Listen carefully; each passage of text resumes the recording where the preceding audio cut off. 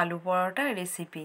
তো কোনো রকম মাখা বেলা ঝামেলা ছাড়াই এইভাবে তৈরি করে নিন আলুর পরোটা। তো কতটা সুন্দর হয়েছে দেখুন আলুর পরোটাগুলো। তো খুবই সামান্য উপকরণ দিয়ে এই আলু পরোটাগুলো তৈরি। তো কি কি উপকরণ ব্যবহার করেছি জানতে গেলে আমার পুরো ভিডিওটা দেখতে হবে। তো কতটা সুন্দর হয়েছে দেখুন, পুরো নরম। আপনাদেরকে আমি একটা ছিঁড়ে দেখালাম, তো দেখুন কতটা সুন্দর হয়েছে। সম্পূর্ণ ভিডিওটা দেখতে থাকুন, আশা করছি আপনাদের খুবই ভালো লাগবে। দেখুন বন্ধুরা, আলুর পরোটাটা বানানোর জন্য এখানে আমি এক বাটি ময়দা নিয়ে নিলাম। তো বন্ধুরা, আমি এখন লবণটা দিলাম না, সব উপকরণগুলো দেওয়া হয়ে গেলে শেষে আমি লবণটা দেব। তো শেষে দেবো তার একটাই কারণ হচ্ছে যে কতটা পরিমাণে হবে সেই অনুযায়ী লবণটা দেবো। দেখুন এখানে অল্প অল্প জল দিয়ে আমি একটা ব্যাটার তৈরি করে নেব। তো দেখুন বন্ধুরা, এখানে আমি ময়দাটা ভালো করে গুলে নিয়েছি। এইবারে আমি আলুটা দিয়ে দেব, তারপর দেখব কতটা জল লাগবে। দেখুন বন্ধুরা, এখানে আমি আলুটা আগে থেকেই সেদ্ধ করে নিয়েছিলাম। তো আলুটাকে আমি ভালো করে হাতে করে ম্যাশ করে নেব। এই আলুর খিস যেন না থাকে, ভালো করে আমি ম্যাশ করে নেব। দেখুন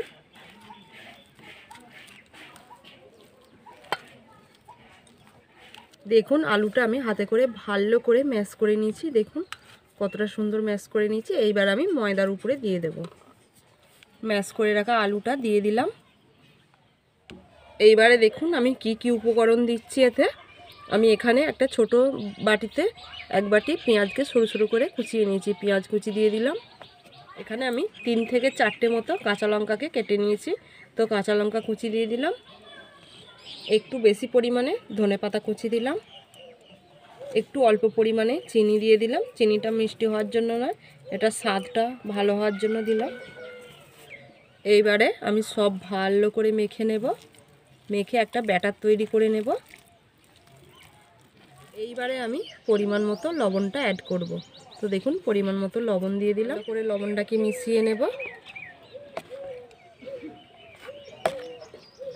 এইবারে দেখুন আমি 2 চামচ মতো সাদা তেল দিয়ে দেব। সাদা তেলটাকে ভালো করে মিশিয়ে নেব।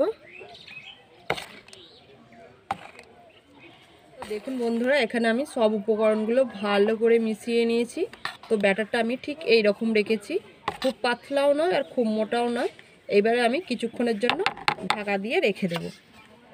বন্ধুরা, কিছুক্ষণ রেস্টে রেখেছিলাম, হয়ে গেছে। এইবারে আমি পরোটাগুলো তৈরি করে নেব। তো এখানে দেখুন আমি একটা তাওয়া বসিয়ে নিয়েছি, তাওয়াটা আমি তেল মাখিয়ে রেখেছিলাম আগে থেকেই। এইবারে আমি পরোটাগুলো তৈরি করে নেব।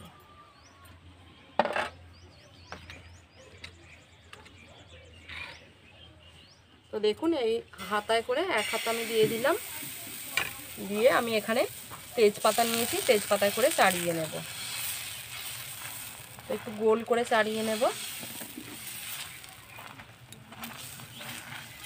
প্রথমটা একটু সেট হতে দেরি লাগবে।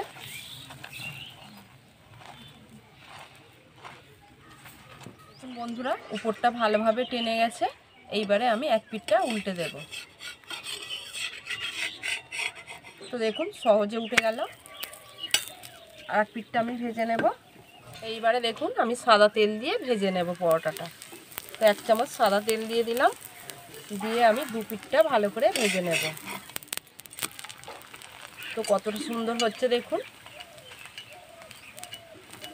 তো দেখুন বন্ধুরা, আমার এই পরোটাটা তৈরি হয়ে গেছে, খুব সুন্দর করে ভেজে নিয়েছি। এবারে আমি তুলে নেব। এইভাবে এক এক করে পরোটাগুলো আমি তৈরি করে নেব। তো আমি এখানে কাপড় ছিঁড়া নিয়েছি। তো প্রথমে তেল বুলিয়ে দেব তাতে।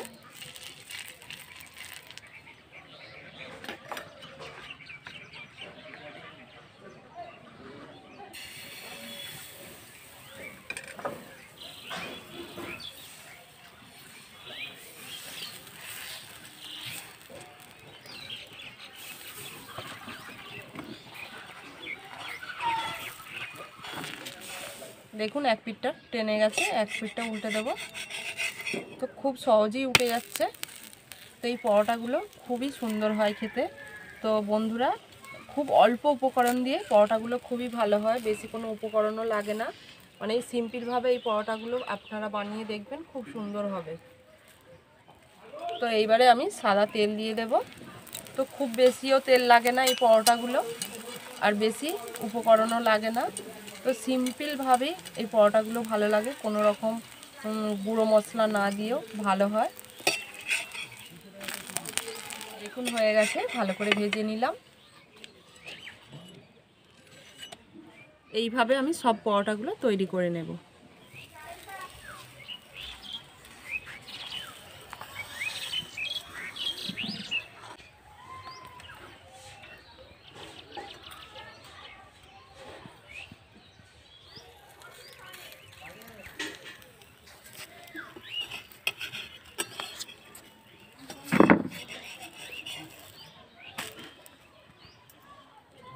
দেখুন বন্ধুরা, এখানে আমার সব পরোটাগুলো তৈরি হয়ে গেছে। এবার আমি থাম্বনেল নেওয়ার জন্য একটু সাজিয়ে নেব। তো দেখুন কতটা সুন্দর হয়েছে পরোটাগুলো, পুরো নরম।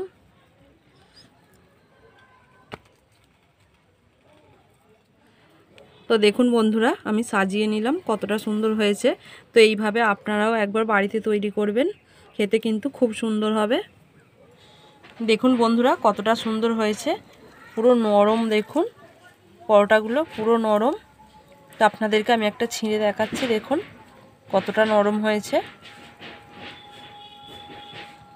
আলুর পরোটার রেসিপিটা আমি আপনাদের সাথে শেয়ার করলাম। আপনারা অবশ্যই বাড়িতে বানাবেন, বানিয়ে দেখবেন কেমন হয়েছে, আমাকে কমেন্ট করে জানাবেন।